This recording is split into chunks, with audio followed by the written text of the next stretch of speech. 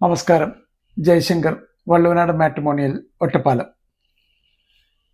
ഇന്ന് പറയാൻ പോകുന്ന ആൺകുട്ടി ശരത് കൃഷ്ണ, ചോതി നക്ഷത്രം, 25 വയസ്സ്, 172 centimetre height, 72 kg weight, ITI electrical, diploma triple E, പിന്നെ കമ്പ്യൂട്ടർ, സീനിയർ സൂപ്പർവൈസറായിട്ട് കഞ്ചിക്കോട് മേഖലയിൽ പ്രശസ്തമായ ഒരു സ്റ്റീൽ ഫാക്ടറി, കള്ളിയാത്ത് സ്റ്റീൽ ഫാക്ടറിയിലാണ് വർക്ക് ചെയ്യുന്നത്.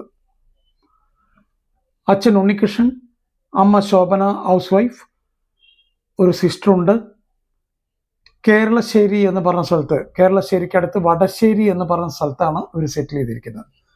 താല്പര്യമുള്ള പെൺകുട്ടികളുടെ രക്ഷിതാക്കൾക്ക് തീർച്ചയായിട്ടും വള്ളുവനാട് മാട്രിമോണിയലായിട്ട് ബന്ധപ്പെട്ട് കഴിഞ്ഞാൽ ഫർദർ വിവരങ്ങൾ എടുത്തു തരുന്നതാണ്. വീഡിയോകളിലും പറയുന്ന ഒരു 2-3 കാര്യങ്ങൾ ഈ വീഡിയോയിൽ ഞാൻ ആവർത്തിക്കാൻ ആഗ്രഹിക്കുകയാണ്.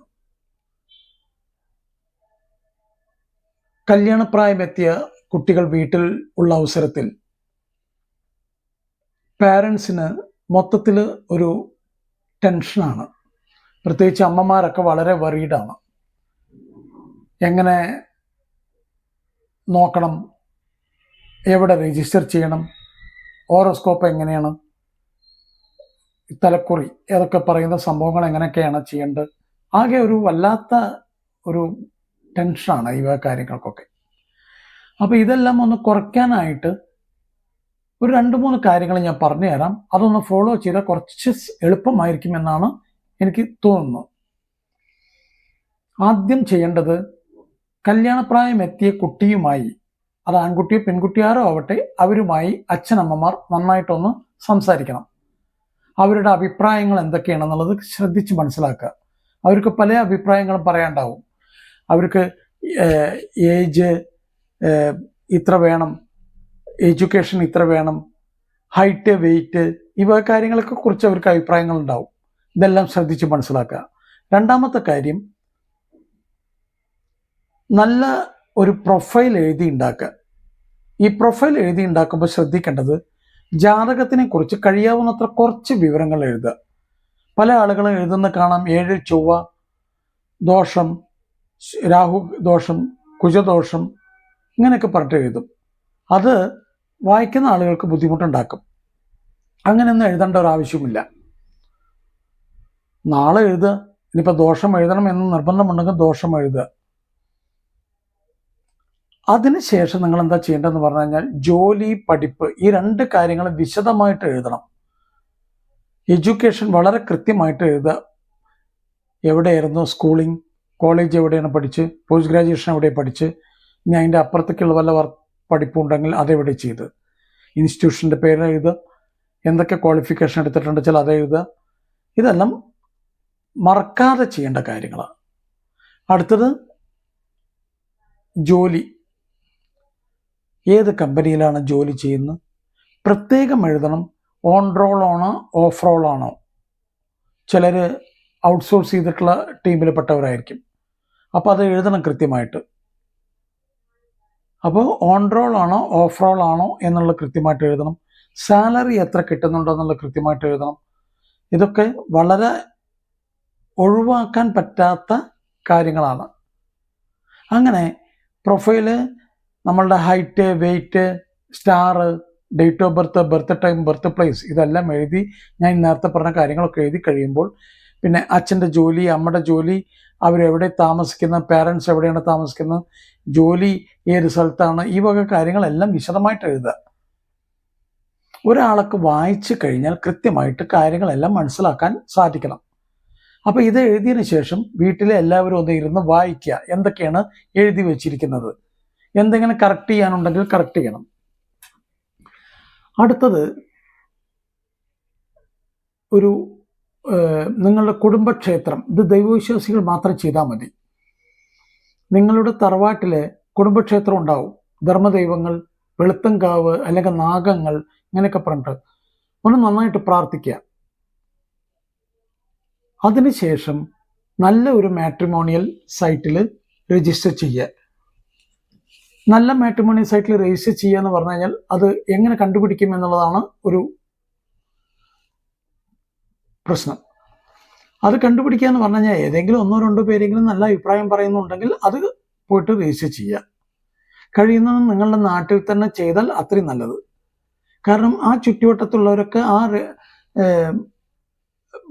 മാരേജ് ബ്യൂറോ ആയിട്ടായിരിക്കും ബന്ധപ്പെടുക.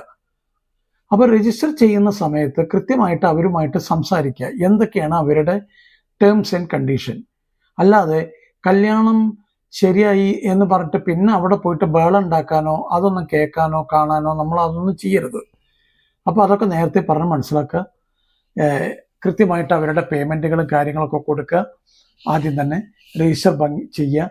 രജിസ്റ്റർ ചെയ്തത് കഴിഞ്ഞ് കഴിഞ്ഞാൽ അവർ നിങ്ങൾക്ക് പ്രൊഫൈലുകൾ അയച്ചു തരും. ഈ പ്രൊഫൈൽ കിട്ടിക്കഴിഞ്ഞ് കഴിഞ്ഞാൽ കഴിയാവുന്നത്ര ഫോട്ടോ കളക്ട് ചെയ്യാൻ ശ്രമിക്കുക. ഫോട്ടോ കളക്ട് ചെയ്ത് കഴിഞ്ഞാൽ കുട്ടികൾക്ക് കാട്ടിക്കൊടുക്കുക. കുട്ടികൾക്ക് കാട്ടിക്കൊടുത്ത സമയത്ത് അവർ പറയും വേണോ വേണ്ടേ എന്നൊക്കെ ഉള്ളത്. ചിലപ്പോൾ സമയമെടുക്കും അവരുടെ റിപ്ലൈ കിട്ടാനായിട്ട്. കുട്ടികൾ ഓക്കെ പറയണം, അത് വെച്ച് മുന്നോട്ട് പോകാമെന്ന് പറഞ്ഞു കഴിഞ്ഞാൽ തീർച്ചയായിട്ടും ആ പാരൻസുമായിട്ട് ഒന്ന് നന്നായിട്ട് സംസാരിക്കുക എല്ലാ കാര്യങ്ങളും. എന്നിട്ട് കുട്ടികളുടെ നമ്പർ വാങ്ങിക്കുക, അങ്ങോട്ടും ഇങ്ങോട്ടും എക്സ്ചേഞ്ച് ചെയ്യുക അവരുടെ വാട്സാപ്പ് നമ്പർ. അവർ തീർച്ചയായിട്ടും ഒരു 5 മുതൽ 10 ദിവസം വരേക്കൊന്ന് ഒരു ഫ്രണ്ട്ഷിപ്പ് ബിൽഡപ്പ് ചെയ്യണം. ഈ ഫ്രണ്ട്ഷിപ്പ് ബിൽഡപ്പ് ചെയ്ത് കഴിഞ്ഞാൽ ഒരു കംഫർട്ട് സോണിൽ എത്തുന്നുണ്ട് 2 കുട്ടികളും എന്ന് ഉറപ്പ് വരുത്തിയതിന് ശേഷം മാത്രം പെണ്ണ് കാണാൻ ചടങ്ങിലേക്ക് പോകാവൂ. ഒരു കാരണവശാലും ചാടിക്കേറി പെണ്ണ് കാണാൻ പോകരുത്. ആദ്യം വാട്സാപ്പ് ചാറ്റിൽ കൂടെയൊക്കെ ഏകദേശം ഒരു പരിചയമായി കഴിഞ്ഞാൽ പിന്നെ അവർ പുറത്ത് വെച്ചൊന്ന് കാണണം. പുറത്ത് എന്ന് പറഞ്ഞാൽ വീട്ടിൽ വെച്ച് കാണുന്നേക്കാൾ മുന്നേ പുറത്ത് വെച്ച് കാണണം. കുട്ടികൾ 2 പേരും കംഫർട്ട് ആയതിനു ശേഷം മാത്രം പെണ്ണ് കാണാൻ ചടങ്ങിനൊക്കെ പോകാവൂ. ഈ കുട്ടികൾ സംസാരിക്കുന്ന സമയത്ത് അടിസ്ഥാനപരമായിട്ട് ചോദിക്കേണ്ട കുറച്ച് കാര്യങ്ങൾ അല്ലെങ്കിൽ അറിഞ്ഞിരിക്കേണ്ട കാര്യങ്ങളുണ്ട്. 1 ഫാമിലി ബാക്ക്ഗ്രൗണ്ട്, 2 എഡ്യൂക്കേഷൻ, 3 മെഡിസിൻ വല്ലതും കഴിക്കുന്നുണ്ടോ, 4 അമിതമായ ലോണുകൾ വല്ലതുമുണ്ടോ, ബാങ്കിങ് ലോൺസ്, EMI എത്രയുണ്ട് എന്നുള്ളത് അത് കൃത്യമായിട്ട് മനസ്സിലാക്കുക. ഇതെല്ലാം നന്നായിട്ട് ഡിസ്കസ് ചെയ്യുക. ഇത് ഡിസ്കസ് ചെയ്യുന്ന സമയത്ത് ബോഡി ലാംഗ്വേജ് ഒക്കെ വളരെ ശ്രദ്ധിക്കുക. അപ്പോൾ നിങ്ങൾക്ക് മനസ്സിലാക്കാൻ പറ്റും ഇവർ നുണയല്ല പറയുന്നത്, കൃത്യമായിട്ടാണ് കാര്യങ്ങൾ പറയുകയാണ്. അപ്പോൾ ഇതെല്ലാം നന്നായിട്ട് സംസാരിച്ച് നല്ല രീതിയിൽ തന്നെ ഇത് മുന്നോട്ട് കൊണ്ടുപോകണം.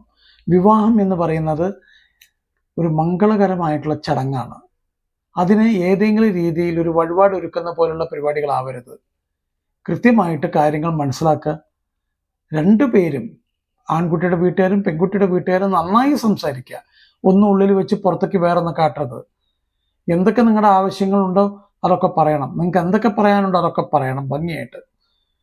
അതുമ്പോഴൊന്നും ഒരു വഴക്കോ ബഹളത്തിനോ പോകരുത്. നല്ല രീതിയിൽ സംസാരിക്കാൻ ശ്രമിക്കുക. കഴിയാവുന്നത്ര ഭംഗിയായിട്ട് മുന്നോട്ട് കൊണ്ടുപോകുക. ഇതെല്ലാം ഫോളോ ചെയ്ത് കഴിഞ്ഞു കഴിഞ്ഞാൽ കുട്ടികളുടെ ദാമ്പത്യ ബന്ധം, അച്ഛനമ്മമാരുടെ റിട്ടയർഡ് ലൈഫ്, ഇതെല്ലാം വളരെ ഭംഗിയായിട്ട് മുന്നോട്ട് പോകുന്ന കാഴ്ചയാണ് കാണുന്നത്. ഇല്ലെങ്കിലൊക്കെ നിസ്സാര കാര്യങ്ങൾക്കൊക്കെ പ്രശ്നങ്ങളും കാര്യങ്ങളും അത് നന്നായിട്ട് സംസാരിക്കാത്തതിൻ്റെ കമ്മ്യൂണിക്കേഷൻ ഗ്യാപ്പാണ്. അപ്പോൾ നന്നായി സംസാരിക്കുക, നല്ല രീതിയിൽ തന്നെ ഭംഗിയായിട്ട് മുന്നോട്ട് പോകാൻ ശ്രമിക്കുക. എല്ലാ കുട്ടികൾക്കും എത്രയും പെട്ടെന്ന് ഒരു അനുയോജ്യമായ വിവാഹബന്ധം കിട്ടുവാൻ വേണ്ടി പ്രാർത്ഥിക്കാം.